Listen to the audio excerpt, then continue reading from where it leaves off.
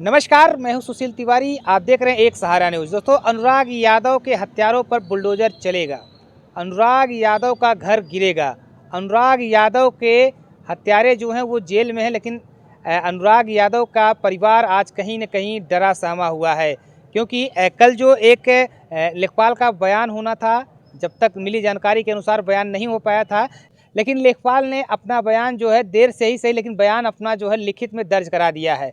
क्या कुछ बयान में लेखपाल ने दर्ज कराया है, उसको हम बताएंगे। उसके लिए हमारे साथ जो है लगातार जो अनुराग यादव के हत्यारों के घरों पर बुलडोजर की कार्रवाई की जो लगातार जानकारी देते हैं वो अधिवक्ता बृजमोहन शुक्ला जी एक बार फिर से हमारे साथ जुड़े हैं और उनसे हम जो है खास बातचीत किए हैं और बहुत खुल करके बात हुई है कि लेखपाल का जो बयान है वो किस तरह का बयान है। बयान को उन्होंने पढ़ करके जो है एक एक शब्द को सुनाया है, किस तरह से लेखपाल ने अपना बयान दर्ज करा दिया है।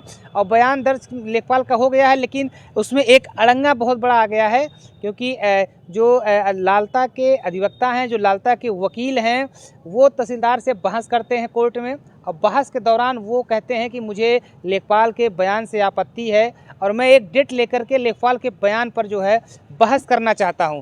तो तहसीलदार ने उनकी बात को माना है, क्योंकि एक सरकारी प्रक्रिया भी जो जैसा कि होता है, सरकारी प्रक्रिया जो होती है कि वो जो है जब लेखपाल का अंतिम बयान दर्ज हो जाता है तो उसके बाद जो है प्रतिवादी को एक जो है अवसर दिया जाता है। उस अवसर के हिसाब से भी उस पर बहस होता है, जिससे कि वो कहीं उंगली न खड़ा कर सके। लेखपाल के बयान के बाद मेरे ज़मीन को, मेरे घर को गिरा दिया गया, मेरे ज़मीन को खाली करा दिया गया, क्योंकि वो आरोप न लगने पाए, इसलिए तहसीलदार ने उसको समय दे दिया गया। वो घड़ी, वो समय है 16 दिसंबर, लेकिन लेखपाल ने अपने बयान में एकदम स्पष्ट कर दिया है वो जो ज़मीन है वो सरकारी ज़मीन है। वो अनुराग यादव के जो हत्यारे हैं उस ज़मीन को क्षति पहुंचाए हैं, उस ज़मीन पर उन्होंने कब्जा किया हुआ है, इसलिए उस ज़मीन के खिलाफ हमने पैमाइश किया। ज़मीन जो है सरकारी पाई गई, इसलिए लालता का जो मकान है वो उस पर बुलडोज़र चलना चाहिए, क्योंकि वो मकान पूरी तरह से अवैध बना है। तहसीलदार कोर्ट में मुकदमा चल रहा है, जिसमें कल मिली जानकारी के अनुसार जिस तरह से ग्राम प्रधान ने बताया कि लेखपाल का बयान नहीं हो पाया था, तो लेखपाल ने जो अपना बयान है वो कहीं न कहीं दर्ज करा दिया है और उसकी क्या कुछ लेखपाल ने बयान दर्ज कराया है उसको लेकर के आज फिर से हमारे साथ अधिवक्ता बृजमोहन शुक्ला जी हमारे साथ जुड़ रहे हैं, जो अनुराग यादव हत्याकांड से जुड़ी जो उस मुकदमे में जो भी अपडेट हो रहा है लगातार उसको हम बताने का काम कर रहे हैं, जो दर्शक है उनको बताने का काम कर रहे हैं। अगर अधिवक्ता बृजमोहन शुक्ला जी की बात करें तो ये जौनपुर जो है कचहरी के सबसे तेज़ तर्राक अधिवक्ताओं में इनकी गिनती होती है और इनके जो वक्तव्य होते हैं वो बड़े ही मजबूत होते हैं। तो अनुराग यादव केस में आज लेखपाल ने अपना बयान जो दर्ज कराया है, क्या उससे लालता को फ़ायदा होने वाला है या फिर लालता का जो प्रयास था वो निष्फल होता है। यानी कि जो आपत्ति लालता की पत्नी ने कोर्ट में लगाया था कि वो उसका घर है, उसका घर को न गिराया जाए, वो खारिज हुआ है या फिर लेखपाल के बयान से क्या कुछ निकल करके आता है। सारी डिटेल के साथ हमारे साथ एक बार फिर से अधिवक्ता जो है बृजमोहन शुक्ला जी जुड़े हैं और इनसे हम जानने का प्रयास करते हैं क्या कुछ उस केस में अभी तक हुआ है, क्योंकि लेखपाल को लेकर के लोग तरह तरह का जो है सवाल भी उठा रहे थे। लेखपाल को पहले सूचना होती है, लेखपाल को उस दिन रहना चाहिए था और जब खबर चलती है तो लोगों में एक निराशा सी दौड़ जाती है, लेखपाल ऐसा क्यों कर रहा है। लोगों को एक अंदेशा था, हो सकता है लेखपाल जो है आरोपियों से मिला हो, पैसा लिया हो, लेकिन ऐसा कुछ है अभी तक नज़र नहीं है। लेखपाल ने अपना बयान दर्ज कराया है। लेखपाल का जो बयान है वो अनुराग यादव के पक्ष में है या फिर हत्यारों के पक्ष में, इसकी पूरी जानकारी के साथ हमारे साथ बृजमोहन शुक्ला जी जुड़े हुए हैं।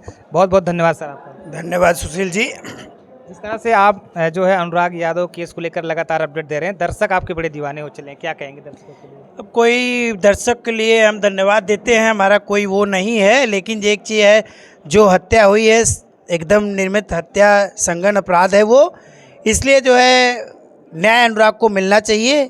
इसलिए कचहरी में हम भी रहते हैं, देखते रहते हैं। और रह गई बात की कल 11 तारीख को उनकी डेट थी, पहले नंबर पे मुकदमा लगा, उसमें जो है पुकार कराई गई। वाद सरकार की तरफ से भी खड़े थे और जो है लालता की तरफ से भी अधिवक्ता खड़े थे, जिसमें जो है लेखपाल का बयान होना था। बयान में लेखपाल हमको लगता है सरकारी कामों में कहीं व्यस्तता थी, नहीं आ पाया, लेकिन आया, अपना बयान लिखित दर्ज करके गया है। बयान में ये निष्कर्ष आया है कि 932 अराजी है, बंजर खाते की ज़मीन है, इसमें कोई दो राय नहीं, वो सरकारी ज़मीन है।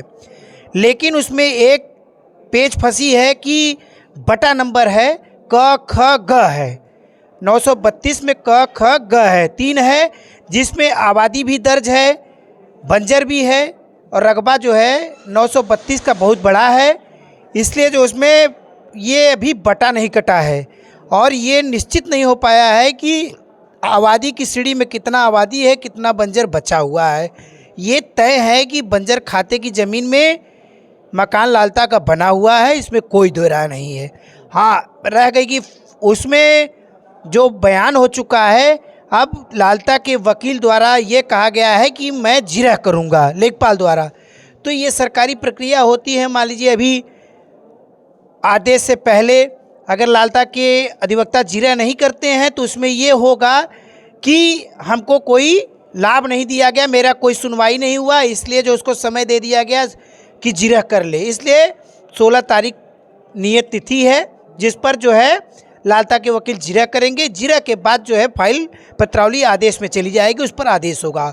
और उसके बाद अगर अपील जाती है और प्रश्न अगर उठता है कि बटा नहीं है, तो उससे उच्च अधिकारी, उप जिलाधिकारी सदर महोदय द्वारा बटा उसमें कायम किया जाता है। अधिकारियों को पूरा पावर है कि बटा और सब कुछ कर सकते हैं। अगर हम समझ पा रहे हैं, दर्शकों को समझाना चाहेंगे, जो लेखपाल का जो बयान है कहीं ना कहीं वो हत्यारों के खिलाफ है।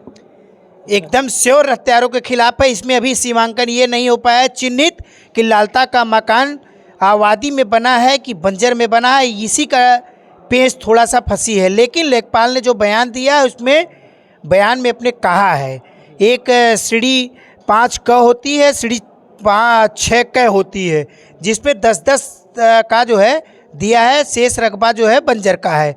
उसमें एकदम स्पष्ट लिखा हुआ है और दर्ज भी है। उसमें जो एक बंदोबस्ती होता है उसमें आबादी की सीढ़ी में दर्ज है, लेकिन 145 जो है हेक्टेयर है रकबा उसका बंजर का, और रकबा बहुत बड़ा है, 4 एकड़ का है। ये नहीं निश्चित हो पाया है कि बंजर में बना है कि आबादी में बना है लालता का, लेकिन बना तो है बंजर में ही, इसमें कोई दो राय नहीं। और न तो कोई उनके नाम बंजर है, वो बंजर सरकारी ज़मीन है, किसी के नाम हो ही नहीं हो सकती है। अगर पट्टा होता है तो उनके नाम पट्टा भी नहीं है। आबादी अगर कटता है तो आबादी अभी उनको मिला भी नहीं ना। आबादी में अभी 2 साल पहले मकान अगर उनको 30 साल बना है तो उसमें बन भी नहीं सकता है। आबादी बनने के लिए उस सीढ़ी में दर्ज होती है, बंजर खाते की ज़मीन में आबादी दर्ज होती है, तभी जो है उस सीढ़ी में, पात्र के सीढ़ी में लालता आते हैं। लेकिन ऐसा कुछ भी नहीं है।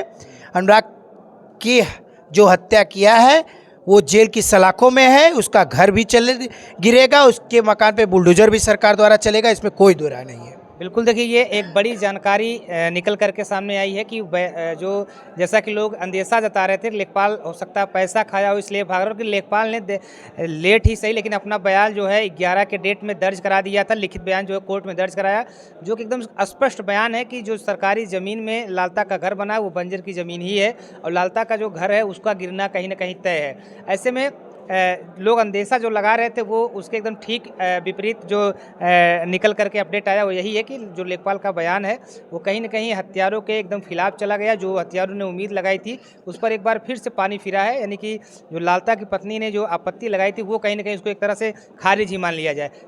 तो जिस तरह से लोग बुलडोज़र की कार्रवाई चाह रहे थे, बुलडोज़र की एक आस था कि बुलडोज़र चलेगा, तो निश्चित कहीं ना कहीं धीरे धीरे वो निश्चित होता चला जा रहा है। 16 दिसंबर का एक डेट दिया गया है, इसलिए कि लालता के जो वकील थे उन्होंने जो है तहसीलदार से कहा, कोर्ट में जो कहा कि हमें लेखपाल से बहस करना है इस मुद्दे पर, मुझे एक तारीख चाहिए, और इसलिए तारीख भी दे दी जाती है कि इनके जो लालता के जो हैं ये लोग कहीं और अपील न करें, ये न कहें कि हमको मौका नहीं दिया गया।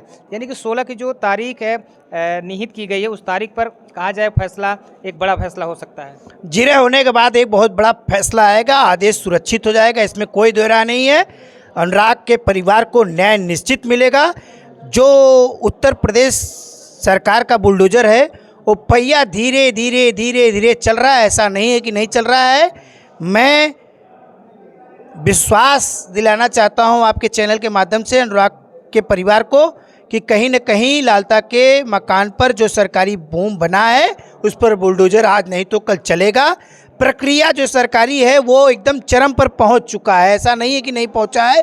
जो सरकारी अमला होता है, जो सरकारी प्रक्रिया होती है वो कहीं न कहीं पूरी होती जा रही है।